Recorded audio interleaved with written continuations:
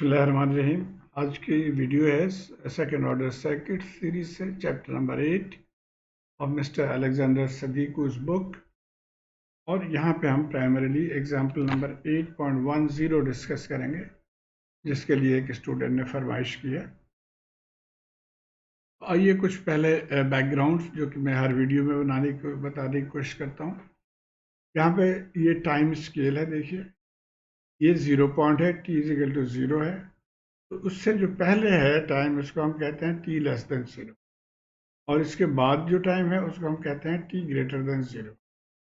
t greater than 0 का भी actually दो हिस्सा है। एक है इमीडिएटली जो है वो उसको हम कहते हैं ट्रांजिएंट पीरियड, और बाद में जब t ग्रेटर देन 0 आप उसको कह लें, या t इन्फिनिटी, तो ये एक इसमें अब यहाँ पे सर्किट स्टडी स्टेट कंडीशन में आ जाते हैं, यहाँ पे ट्रांजिएंट कंडीशन। इसके अलावा दो पॉइंट्स और है जो कि इसमें काफ़ी कन्फ्यूजन है स्टूडेंट्स को। ये t0 है, इससे ज़रा सा पहले आप समझे लाखवां हिस्सा पहले जो पॉइंट है वो उसको हम कहेंगे t0 माइनस, और उसी तरह से उसके ज़रा सा बाद जो पॉइंट है उसको हम कहेंगे t0 प्लस। अब इसकी अहमियत क्या है इन दोनों पॉइंट्स के? वो ये है कि अगर इंडक्टर में से कोई करंट फ्लो कर रही है तो जो करंट यहाँ पे है वही करंट यहाँ पे, यानी 0 के बाद भी करंट में वो तब्दीली नहीं आएगी फॉर सम टाइम। तो इसको कहा जाता है the inductor current does not change instantaneously, और इसी तरह capacitor voltage does not change. तो ये हमने जहन में रखना है। और एक और भी है कि जब हम सेकेंड ऑर्डर सर्किट के जब हम कंप्लीट सोल्यूशन मालूम करने की कोशिश करेंगे, उसका दो हिस्सा हो जाता है। एक ये जो ट्रांजिएंट पीरियड में जो सोल्यूशन है उसको आई नेचुरल कहते हैं या आई टी कहते हैं, टी फॉर ट्रांजिएंट। और एक जो स्टडी स्टेट कंडीशन में उसके रिस्पॉन्स है करंट, उसको हम कहते हैं आई एस एस या आई स्टडी स्टेट। इसका मतलब हुआ कि कंप्लीट सोल्यूशन है वो आई नेचुरल या i transient plus i steady state. अब हम क्वेश्चन पे आ जाते हैं। हमें पता करना है V0t, यहाँ पे जो वोल्टेज है वो V0, तो ये वोल्टेज हमने पता करना है फॉर एनी टाइम t। अब याद रहे कि V0t क्या है, आप इसको गौर से देखें। तो ये है, ये 1 ओम रेजिस्टेंस, और इसमें से करंट I1 और I2 फ्लो कर रहे हैं और ऑपोजिट डायरेक्शन में है। तो इसको हम कहेंगे कि I1 यानी resistance multiply by the current I1 minus I2, so I1 minus I2। तो ये अब इसका मतलब है कि V0t मालूम करने के लिए हमें बेसिकली I1t मालूम करना होगा और I2t मालूम करना। आइए अब हम प्रोसीड करते हैं। कुछ स्टेप्स मैंने लिख के रखा हुआ, जैसे हमने पिछले डायग्राम में दिखाया कि t0 से पहले जो स्टेप है उसको हम कहेंगे स्टेप 1। तो ये स्टेप क्या है? फॉर t लेस देन 0 या at t is equal to 0 minus we have to find the initial condition. तो करंट I मालूम करना है और V0 करंट जो होता है, अगर ऑल दो यहाँ लिखते नहीं, तो ये इंडक्टर करंट है, और जब हम वोल्टेज कहते हैं तो ये आमतौर पे कैपेसिटर वोल्टेज को जाहिर करता है। बहरहाल हम सर्किट के हिसाब से चलेंगे। एक चीज़ और, अब यहाँ पे देखिए 7ut, इसका मतलब आप यकीनन आप पढ़ चुके हैं, मैं सिर्फ रिपीट कर रहा हूँ कि जब ये हमारा यूनिट स्टेप फंक्शन है, t लेस देन 0 पे ये 0 है और t ग्रेटर देन 0 पे ये 1 है। तो लेस देन 0 पे ut इज 0, तो ut अगर 0 हो गया तो 7 इंटू 0 0 हो जाएगा। तो लेस देन 0 पे ये वोल्टेज सोर्स 0 है, यानी हम इसको इस तरह से हम शो करेंगे फॉर लेस देन 0। अब यहाँ पे करंट हमने मालूम करना है इस सर्किट में। अब चूंकि वोल्टेज सोर्स ही कोई नहीं है तो करंट भी 0 होगा, तो ये करंट I1 भी 0 है और इसी तरह करंट I2 भी 0 है, और इन दोनों के साथ हमने माइनस साइन डाल दिया कि हम कहाँ पे ऑपरेट कर रहे हैं, t लेस देन 0 की बात हो रही। अब आ जाते हैं अगला स्टेप। अगला स्टेप ये होता है कि हमें dV0t और di0t मालूम करना होगा। अब हम आगे देखेंगे एक्चुअली जहाँ पे भी इंडक्टर हो और ये दो इंडक्टर्स हैं तो हमें दो डबल डिफरेंशियल हमें एक्चुअली करना पड़ेगा। बहरहाल हमें जहाँ पे इंडक्टर या कैपेसिटर्स हो तो उसके लिए डिफरेंशियल इक्वेशन को सॉल्व करना पड़ता है, dv dt या di dt। तो हम उसको उसकी वैल्यू भी हम यहाँ से मालूम कर लेंगे कि dv0 प्लस dt या di0 प्लस dt ये मालूम करना है। और इसको मालूम करने के लिए हमें Vc0 प्लस या IL0 प्लस मालूम करना है। तो हमारे यहाँ V कैपेसिटर नहीं है, हम प्राइमरीली हम IL1 कह लें इसको और इसको IL2 कह लें, तो वो हम मालूम करें। ये हम पहले मालूम कर चुके हैं। अब हम ऑपरेट कहाँ पे कर रहे हैं? इस पॉइंट पे 0 प्लस की बात हम कर रहे हैं, यहाँ पे हैं हम।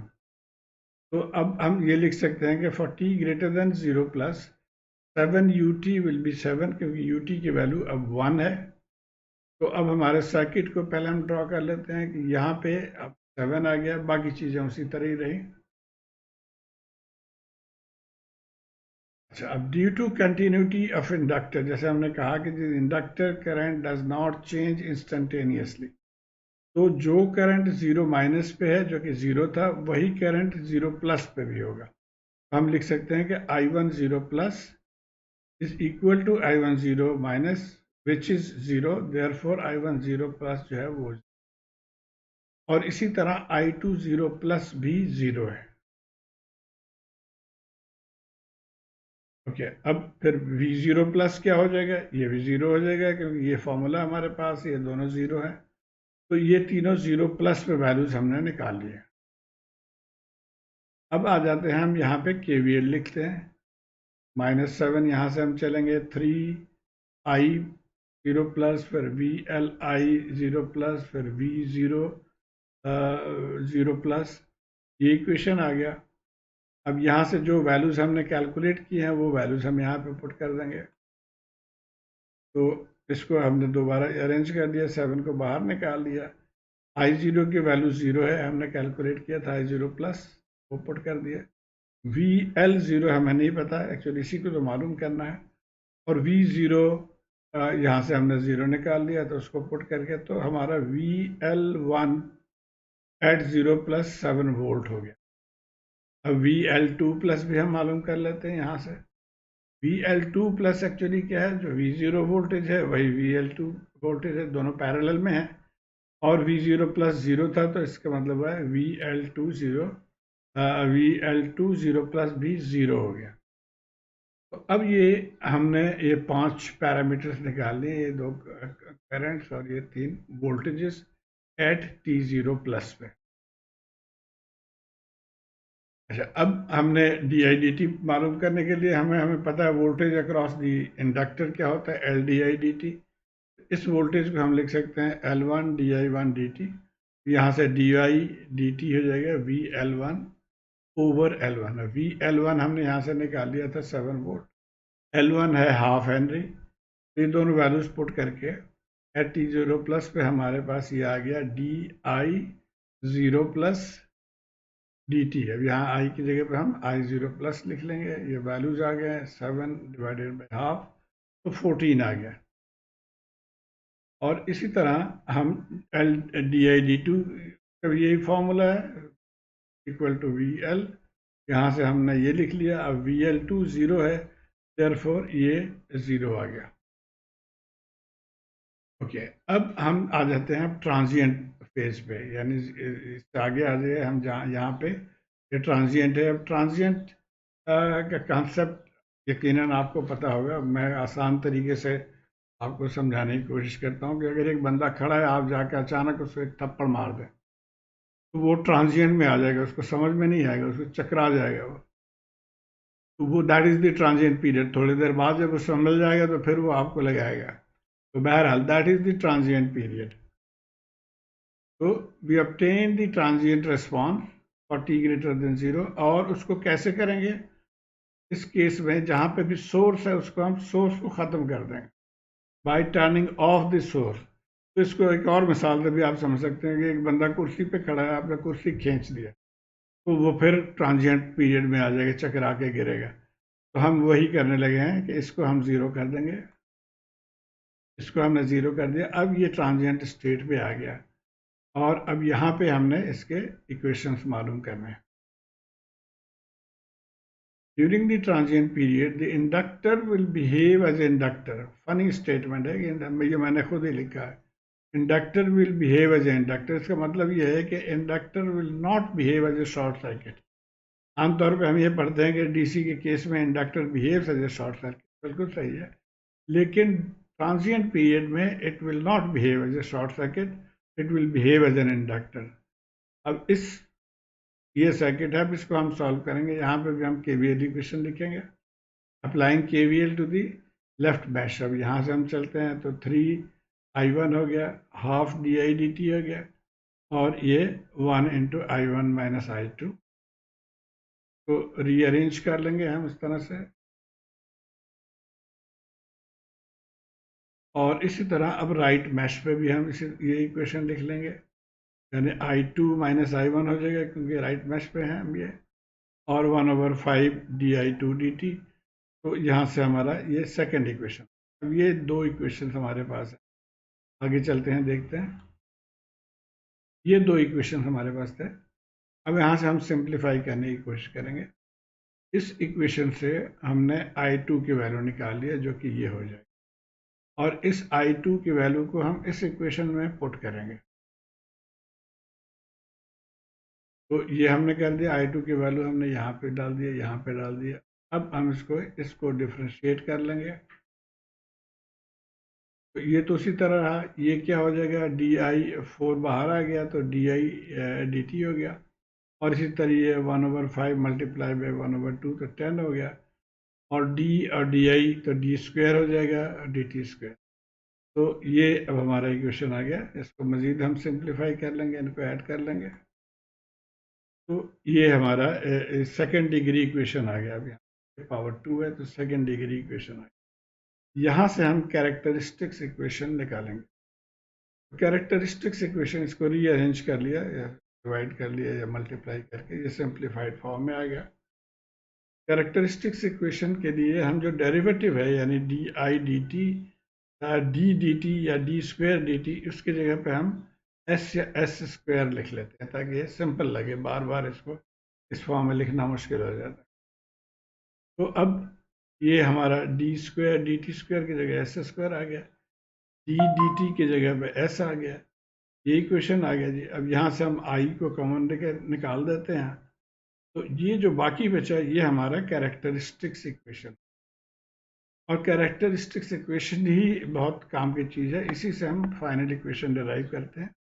यहाँ से हम रूट्स निकालेंगे। तो ये है, इसको हमने सिंप्लीफाई कर लिया, इसको फ्रैक्शन दो हिस्सों में कर लिया, और यहाँ से अब हम एक एक को अगर ज़ीरो कर लें यानी s+3 इक्वल टू 0 पुट कर देंगे तो हमारा आ जाएगा एक root s1 is equal to -3। Similarly यहाँ से सेकेंड रूट s2 आ जाएगा -10। अब जब दो रूट्स मालूम हो जाए तो हमें जो नेचुरल रिस्पांस का फॉर्मूला है वो बुक में गिवन है, और वो ये फार्मूला है।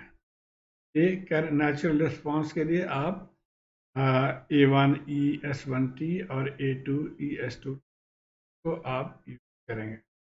और इसके कुछ कंडीशंस और भी हैं, आप बुक में पढ़ेंगे जाके, तो कि ये ओवर डैम्ड है या अंडर डैम्ड है या नेचुरल डैम्ड है, वो डिपेंड करता है S1 और S2 के वैल्यू। तो अगर ये रियल नंबर हैं और ये डिफरेंट हैं तो ये हमारे पास ये अंडर डैम्ड केस है, तो इसको हम इस फार्मूले से हम लिख देंगे। तो ये हमने फार्मूला लिख दिया, S1 की जगह पे हमने -3 डाल दिया और S2 की जगह पे -10 डाल दिया। अब यहाँ से हमें ये नेचुरल सोल्यूशन आ गया जहाँ पे A और B अभी तक हमें अननोन है, इनको हमें मालूम करना। अब आ जाते हैं हम फाइनल या स्टडी स्टेट कंडीशन में क्या होगा उसको भी हम मालूम कर लेते हैं। जब t इजिकल टू इन्फिनिटी है तो उसमें क्या होगा, हम सर्किट को देखिए। अब इंडक्टर जो है वो शॉर्ट सर्किट हो गया, ये भी शॉर्ट सर्किट हो गया।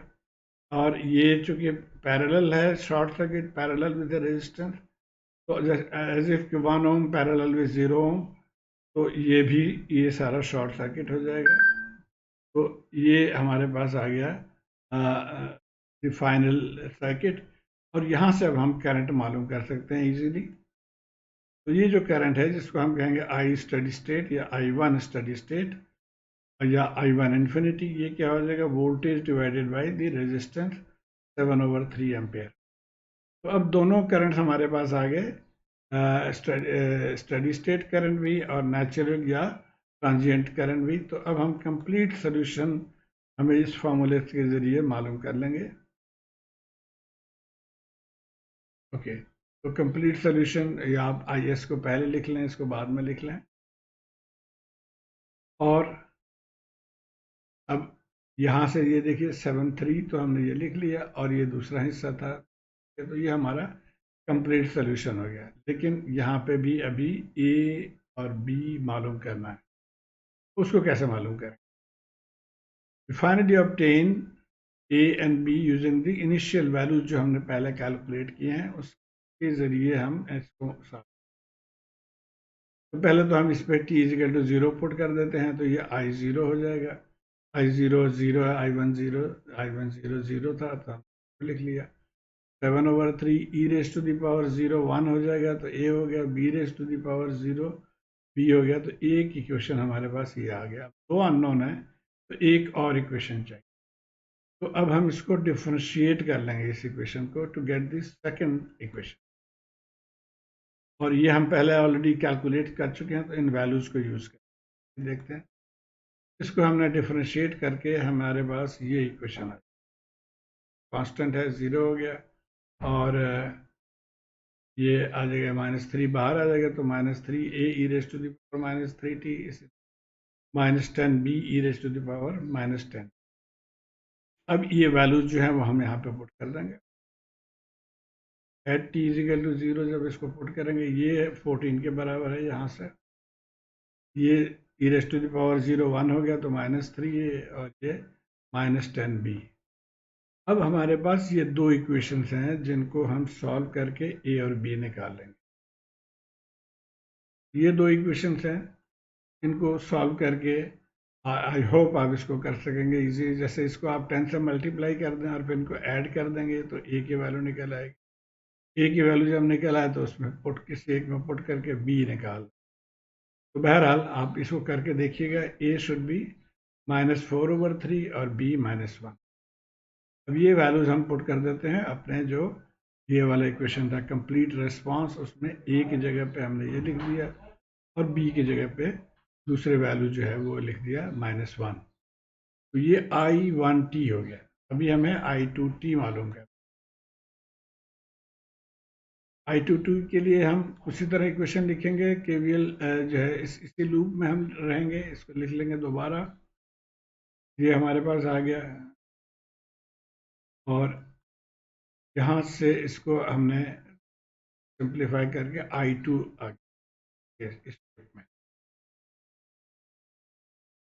और सब्सटीट्यूटिंग फॉर I1, अब ये जो I वाला हमारा इक्वेशन, I1t इक्वेशन है, उसमें ये I2t वाला इक्वेशन में I1 की जगह पे इस इक्वेशन को हम सब्सटीट्यूट कर, तो I22 क्या हो जाएगा, यहाँ पे हमने इसको सब्सटीट्यूट कर दिया, और यहाँ पे भी हमने सब्सटीट्यूट कर दिया। इसको डिफरेंशिएट कर लेंगे, तो आप, I hope you can do this, कि ये आ गया पहला हिस्सा, और इसको जब आप डिफरेंशिएट करके लिखेंगे, तो ये वैल्यू आ गया, क्योंकि ये तो 0 हो जाएगा, कांस्टेंट डिफरेंशिएशन। ये दो टर्म्स आ गए यहाँ पे है, और इनको रीअरेंज कर लेंगे, तो ये हमारा I2t आ गया। अब हम V0t मालूम कर सकते हैं कि I1t भी मालूम कर दिया और I2t भी मालूम कर दिया। अब ये दोनों वैल्यूज, I1t की वैल्यू हमने पुट कर दिया और I2t की वैल्यू पुट कर दिया, और इसको सिंप्लीफाई कर लेंगे, रीअरेंज कर लेंगे, फर्दर इसको रीअरेंज करना है, कॉमन ले लिया 2, तो ये हमारा फाइनल आंसर। तो उम्मीद है आप इसको फॉलो कर पाए होंगे। डिफ़िकल्टी हो तो मुझे ज़रूर बताइए। शुक्रिया।